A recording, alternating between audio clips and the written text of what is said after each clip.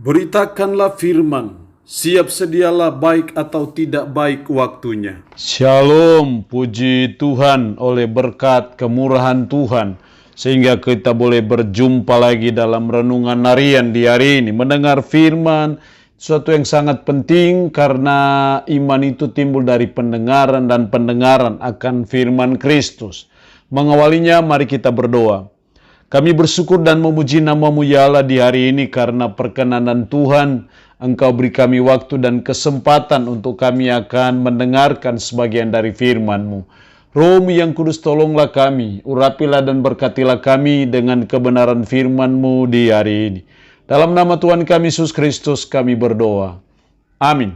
Nats firman Allah yang menjadi renungan kita bersama di hari ini saya ambil dari Kisah Para Rasul pasal 1 ayat 12 sampai dengan ayatnya yang ke-26.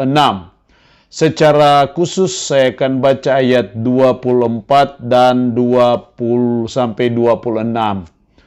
Firman-Nya berkata demikian, mereka semua berdoa dan berkata, "Ya Tuhan, Engkaulah yang mengenal hati semua orang.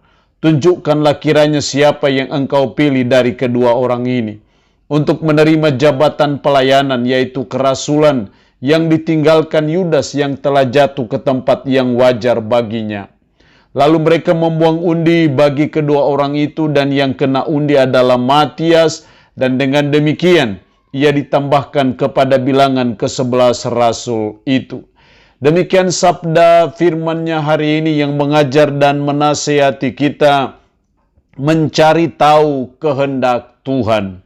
Sebagai umat, sebagai orang percaya sangat penting untuk kita mencari tahu kehendak Tuhan karena kita selalu rindu untuk mengikuti kehendak Tuhan, mengikuti apa maunya Tuhan, apa rencananya Tuhan dalam hidup kita.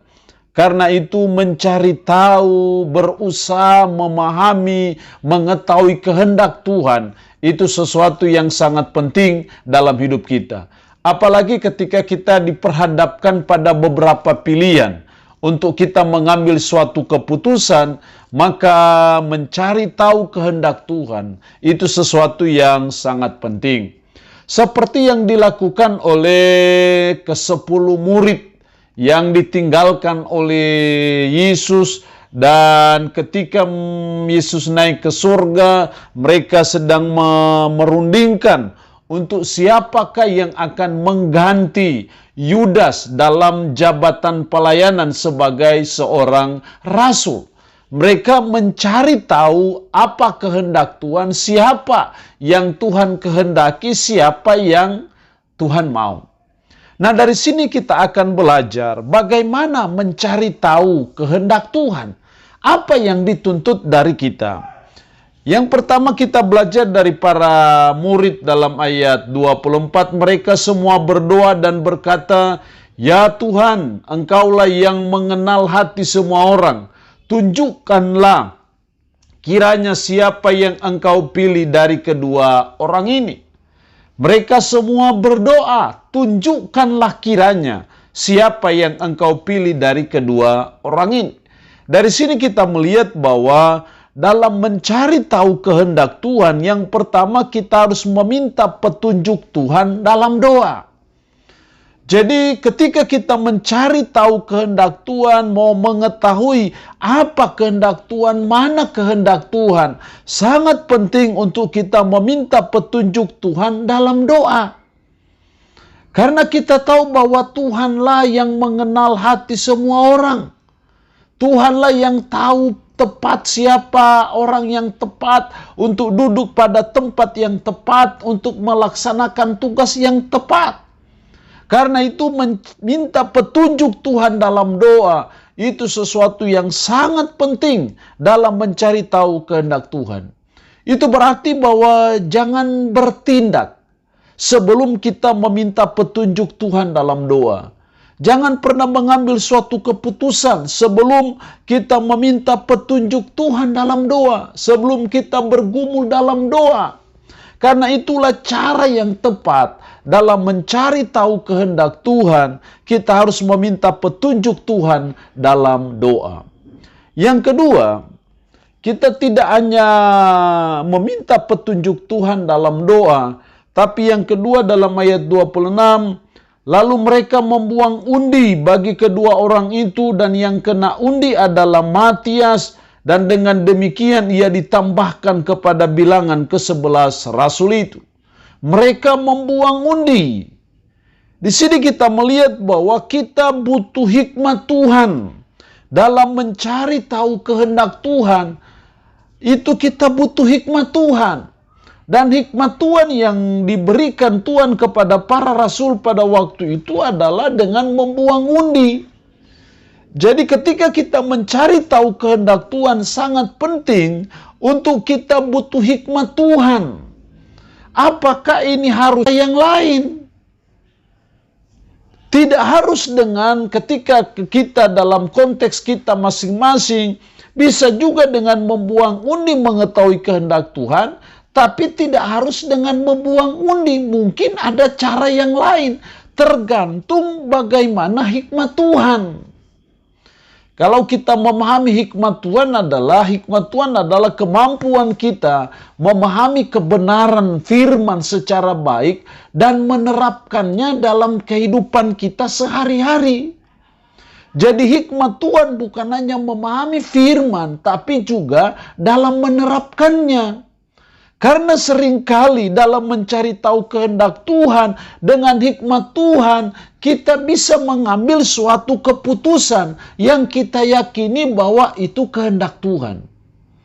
Jadi tidak bisa kita meminta Tuhan, minta kehendak Tuhan, meminta pertolongan Tuhan dalam menentukan jodoh kita yang sudah jelas,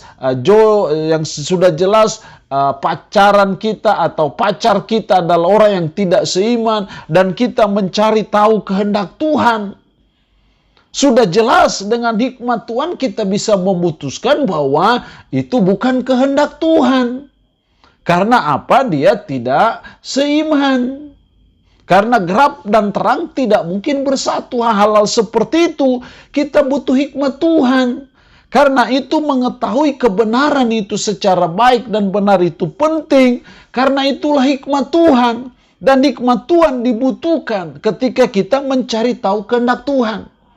Apakah kehendak Tuhan untuk saya mencalonkan diri sebagai anggota legislatif? Ya, kita butuh petunjuk dari Tuhan, tapi juga kita butuh hikmat Tuhan. Untuk apa kita jadi anggota legislatif? Apa motifnya? Kalau motif kita hanya untuk memperkaya diri, jelas itu tidak sesuai dengan hikmat Tuhan. Tapi kalau motif kita untuk berbuat sesuatu dalam dunia politik demi kesejahteraan umat ataupun juga demi sesuatu yang baik, kenapa tidak? Tapi tergantung bagaimana hikmat Tuhan itu. Jadi dalam mencari tahu kehendak Tuhan, kita sungguh-sungguh membutuhkan hikmat Tuhan. Dan seringkali kehendak Tuhan itu sudah ada dalam firman-Nya. Sudah ada, dia sampaikan, dia sudah jelaskan dalam firman. Karena itu memahami firman yang notabene-nya itu kebenaran, itu sesuatu yang sangat penting. Karena itulah hikmat Tuhan yang kita butuhkan dalam mencari tahu kehendak Tuhan dalam hidup kita. Allah yang punya firman ini memberkati kita dengan firman-Nya di hari ini. Amin. Mari kita berdoa. Puji syukur untuk kebenaran firman-Mu hari ini, yang mengajar dan menasihati kami mencari tahu kehendak Tuhan. Tolonglah kami supaya kami meminta petunjuk Tuhan dalam doa.